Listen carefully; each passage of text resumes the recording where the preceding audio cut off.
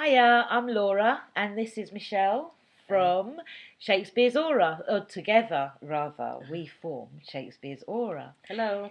Thank you for joining us today, and we are going to be discussing a what if scenario. Yeah?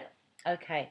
So the question that I've just put to Michelle is that if we were all in a situation where we were faced with the agonising situation that Doreen Lawrence has been thrust into, or the mother of Trayvon Martin, do we as black people feel that we have got a system or an organisation or some kind of procedure in place to fall back on if we find ourselves in that situation? What would you do if for somehow the shit hits the fan and you need help? As black people, what do we do? Who do we go for? What are we on our own?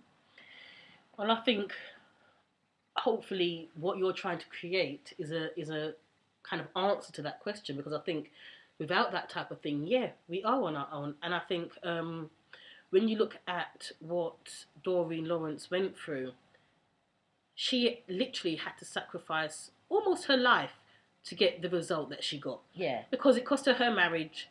We can't fathom the impact it had on the siblings of Stephen Lawrence. Yeah. I should think they didn't have much of a childhood after that. Yeah. If any at all. Yeah.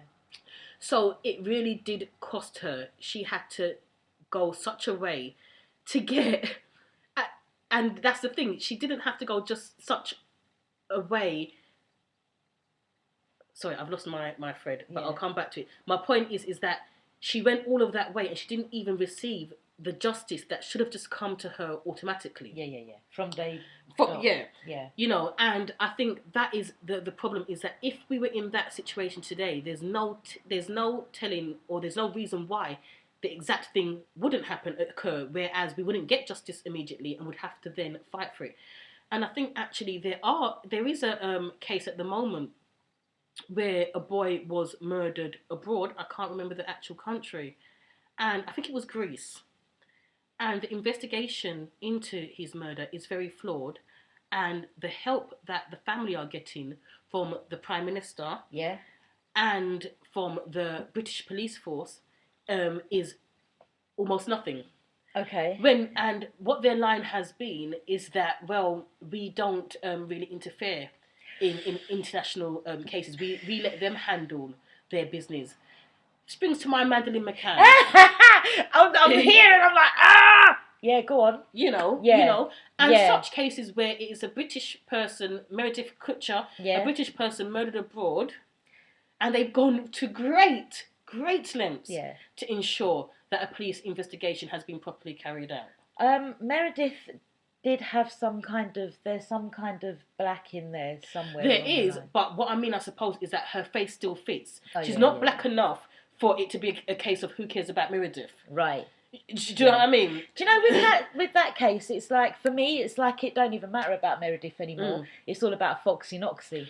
Because the black boy's gone down. Absolutely. Scatolio, or whatever his name was. The French boy, well, he's in trouble, isn't he? Was it Italian? Well, it was only down to his own thing of going back. If he hadn't have gone back, he'd still be free as a bird like Foxy Noxy, wouldn't he? There you go. Basically. Yeah. But I mean, I suppose my point is that your face has to fit for justice to be served. It's not, they can't use the line that, we officially don't do this or that, because you do. Yeah. If the story is suitable enough. And when it's a black boy murdered abroad, it's never going to be suitable enough to really require mass press attention or the involvement of the British Prime Minister. Yeah. And so I think that if there was another Stephen Lawrence and for all we know, there has been since, and it just hasn't, garnered such attention. I mean, if we take, for instance, Mark Duggan. Now, Mark Duggan has become the face of the Tottenham riots. Yeah. Okay? Yeah. Rather than a man who was shot dead unarmed. Right. Okay? What people point towards is the fact that he was a criminal anyway. Yeah. I mean, I remember someone saying to me when I was in London, well, I can't remember whether he was carrying a gun or not, but that doesn't really matter, because the riots were just wrong. that doesn't really matter. It doesn't really matter whether the man was unarmed, even so he was shot, according to police, because they believed he was armed. Yeah. You know, and so we do again have an instance of a young man killed, and his family have no justice because it's not important enough. His life isn't important enough to require justice. When it comes to police killing our young, there has never been a policeman who has been actually dealt with.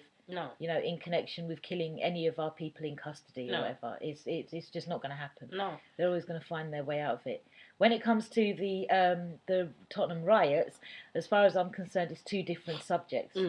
Yeah? So you've got the killing of Mark Duggan, which was a subject, and then you've got the riots, which are a completely, as far as I'm concerned, a completely different thing. It is, and yet one overshadows the other because you lose Mark Duggan, who was a human being, and slain at the hands of police. You lose that because the Tottenham riots, you know, they say came from that, from what happened, and so you lose it, and that's my point. But I suppose you're right. I can't see the day necessarily when police will be held accountable for such actions, unless there is a strong. Well, that's what I was going to say. Is because it's one thing when they're not held accountable, but in the case of someone like Stephen Lawrence, it was just your normal Joe Bloggs racist white thug who wasn't held accountable in the first instance.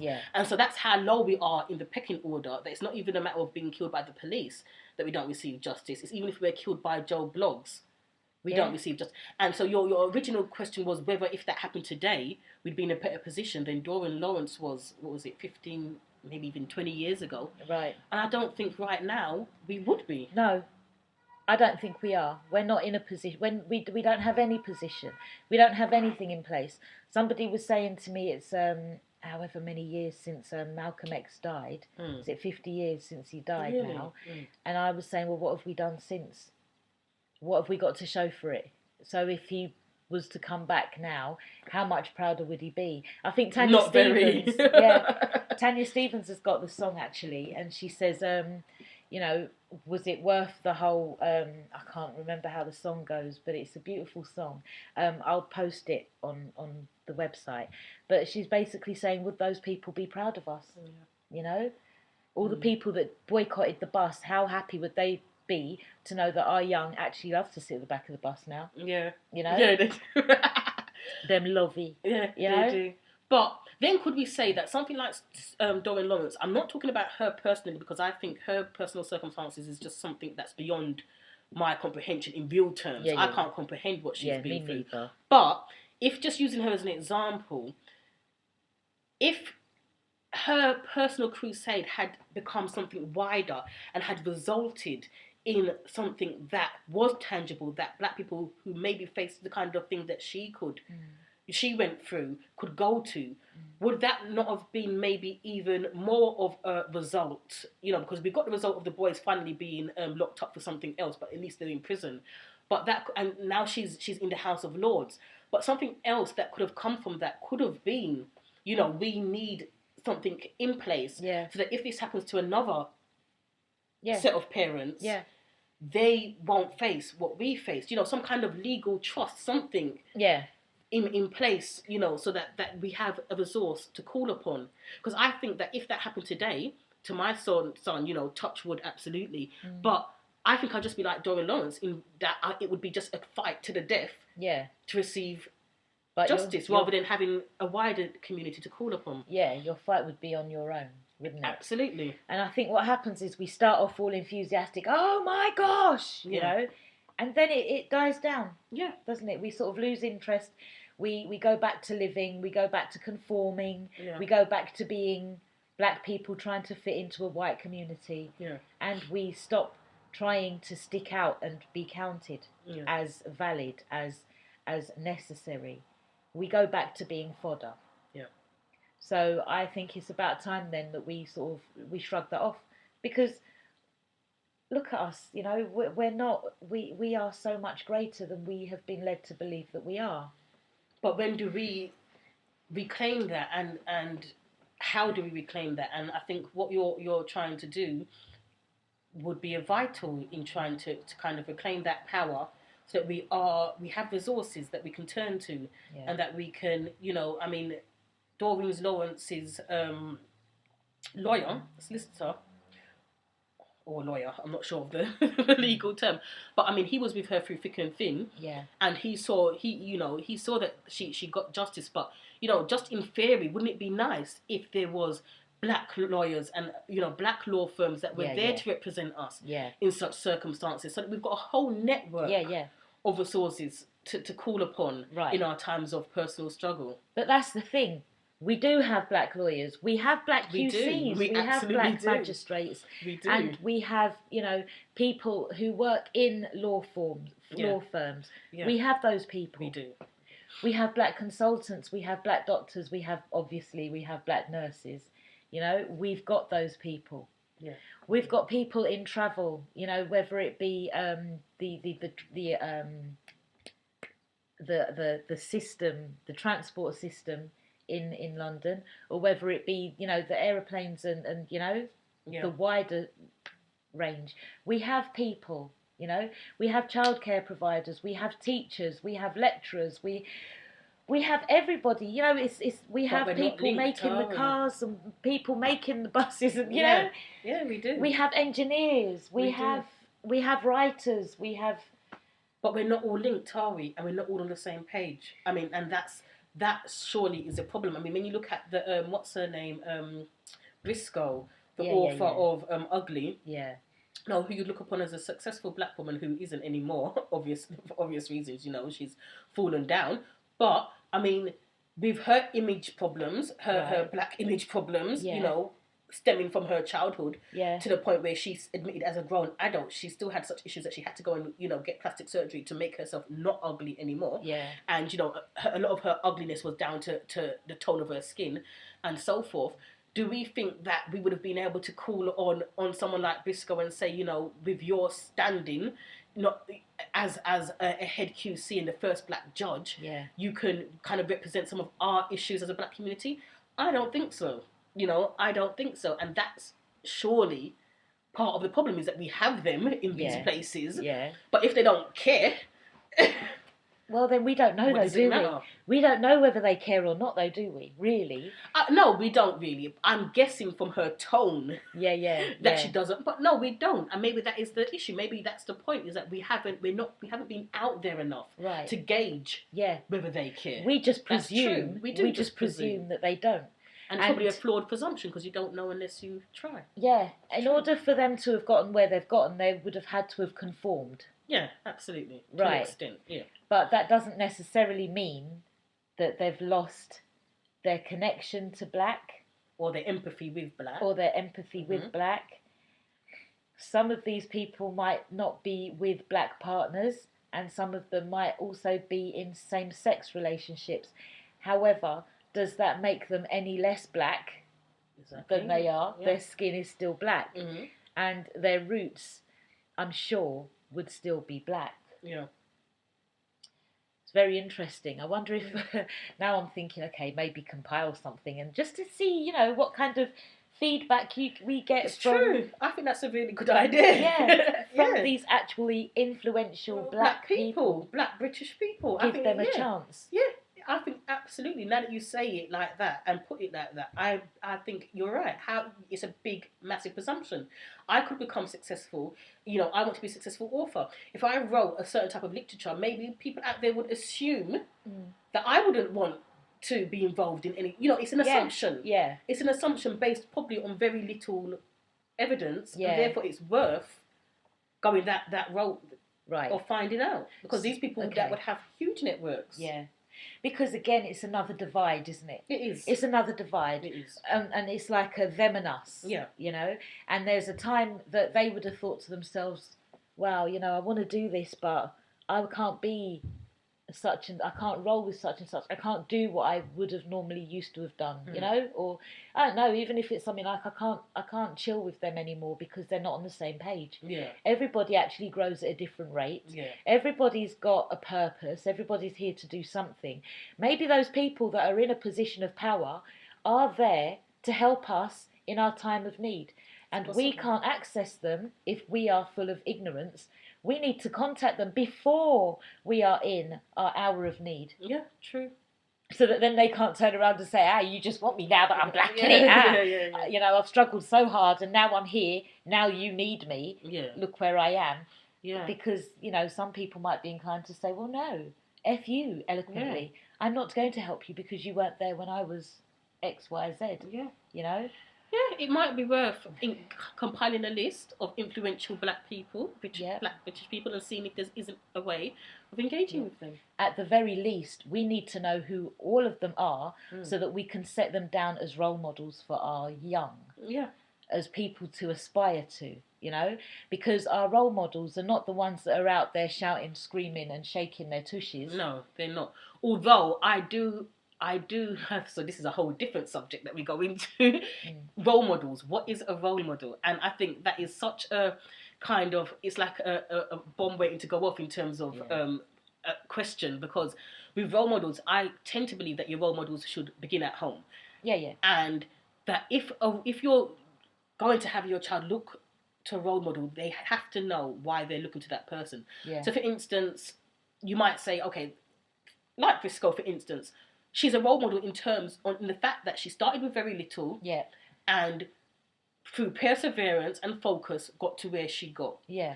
And I think that's fine as long as you leave it there, because there's other things that I wouldn't necessarily want my child to look to and see as a. So the same would be said for Diane Abbott. Exactly the same. Yeah. That she, you know, with focus and determination, she became an MP.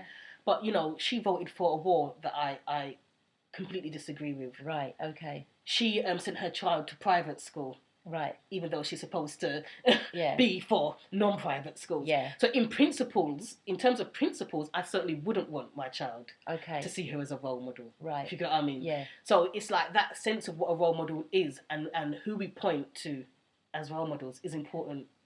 I think that the interesting thing, between you and me is that you actually know a lot about these people and their histories and stuff. Yeah. All I know about Diane Abbott is that she sent her kid to a private school. I don't know anything else. Yeah. With regard to Briscoe, I know that she wrote the book Ugly. I also know that some black people were saying that she was a liar.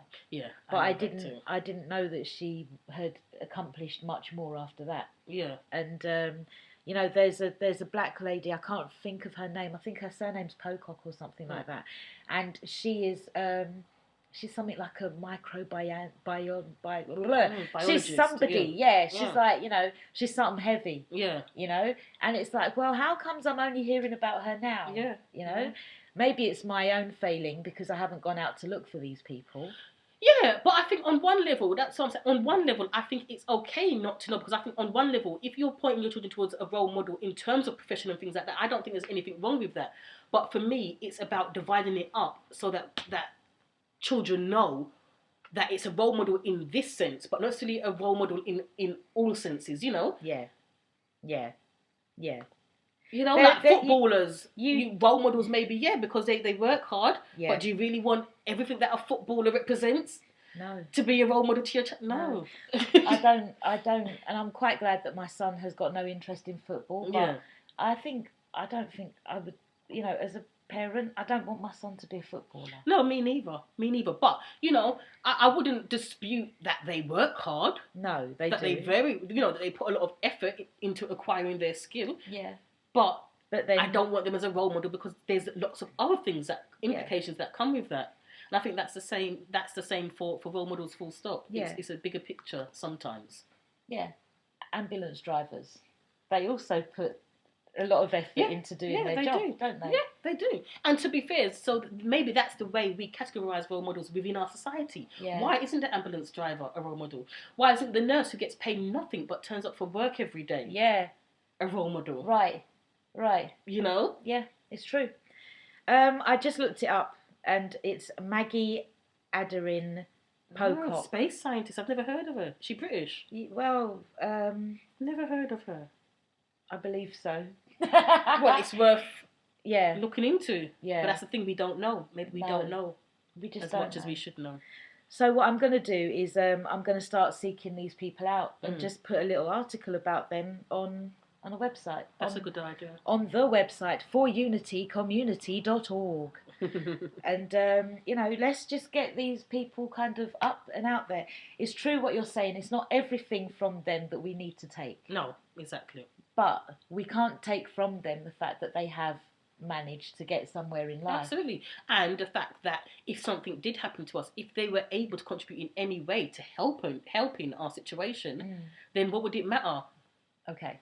You know. All right then. So I've got another one, and I know that we've gone over 20 minutes now, but I've got another. It's like a burning thing. When people say, "Oh, blah blah blah, didn't do this for the black community," yeah. What is it that we're expecting blah blah blah to have done? Well, as you know, I want to be an author. Okay. A successful author. And I've often thought, well, if I became a very successful author, let's say I went down the J.K. Rowling's route and was a millionaire, and the black community was to turn around and say, she hasn't done anything for the black community.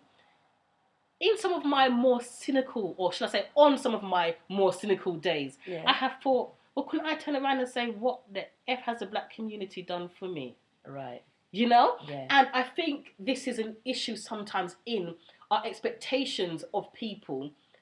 And it's like, how does that equate with what they feel they owe?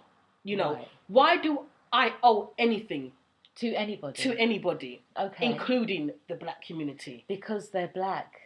Because they're your brothers and sisters. Because you've got to help everybody out. Personally, I don't agree with that. I don't want to help anyone who don't want to help themselves. Because I think there's an argument in that. I think that's what I'm saying. On my more cynical days, I'd say, why am I giving to the community who never gave to me? And I suppose why I'd say that is that there's this almost kind of inference when you say this person hasn't given back to the black community. You're suggesting that they got something in the first place. Yeah. And so I think maybe what it should be is, why isn't this person giving to the black community full stop, rather than giving back? Because to give back, I had to have received something. If I don't feel I've received anything from the black community, then, well, I don't have to give back, do I? No, you're you right. know? You're right. And so I think that sometimes maybe is the issue, because I do believe that I would be in a position where I should want to give to the black community, but not give back. Right. Just give. Just give. Just give. Yeah. You know, and by just giving, it's not gonna give. It's not a giving to receive type of thing, is it? No. It's giving for the sake of giving. Well, because if you're giving to receive, then you're going to get disappointed along the way. Exactly.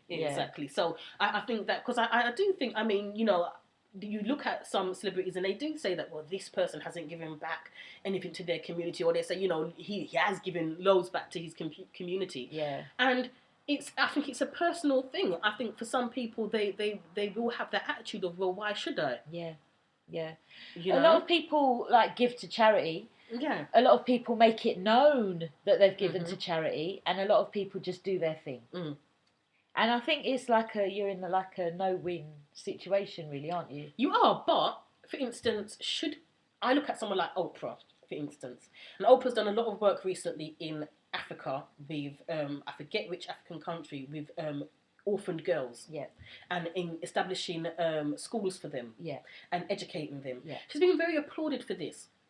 And I look at someone like Oprah and think, maybe falsely, and maybe it's wrong, my chain of thought, but I think you were born in a certain city in America, and it's not to say that she hasn't given to that city, I don't know, but my point is, why isn't she doing more to enlighten and educate African American women than African women, who she says are in so much more need, who are so much more ignorant, but are they really? When you look at African American women and their mentality, are they in any less need of educating than African-born women?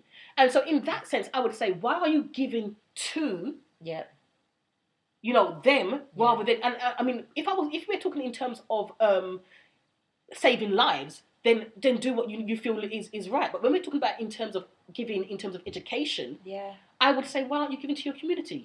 Your community being the one that you originated from, as in black African American women. I agree. America is in trouble. A lot of trouble. It's so bad. It really is. It's nice to know that I don't live in America. I'm so glad I don't live there. Me too. that place has got to be hell on earth. Yeah. You know. Well, I think it is. I think it is hell on earth, and yet the inhabitants of hell don't realise that they're in hell, which is. I know. Yeah. You know. And it's funny that is a saying, isn't it? Those that are you know, because we look at other people, you know, people who I don't know. I think the Chinese are under lockdown. The Koreans under lockdown, aren't they? Internet wise, anyway. And it's like poor them. Yeah. You know, and then you've got where is it? Cuba. Yeah. They've never had a McDonald's and all that kind of stuff. Nope. And it's like, oh, poor them. They haven't got a clue. And it's like, no, actually, poor us. Poor us. Poor us, and poor them Americans. Yeah, absolutely. Because. Because, you know, who really is in trouble here? Exactly. You know, we all think that African women need our help, and, you know, they're so impoverished and they're so, you know, they're in a dire situation. But then look at those ones who have got all the money and then they're buying all that property. Well, this is the thing, England. is that with Oprah's help, those African women will become very educated and adopt African American ways of thinking and become like African American women. So then doesn't it just go around then? Yeah, it does. Do you know what I mean? Whereas if you were educating the women in your country, yeah, then when you went to Africa and enlightened the African women, they would then adopt a mentality that actually makes sense and is worth adopting. Yeah. Okay, You know? so then taking it a step further then, I don't know if we're on the right page, but then shouldn't then Oprah be picking up her African American sisters and saying, you know what, go and live in America and learn off these people. Africa.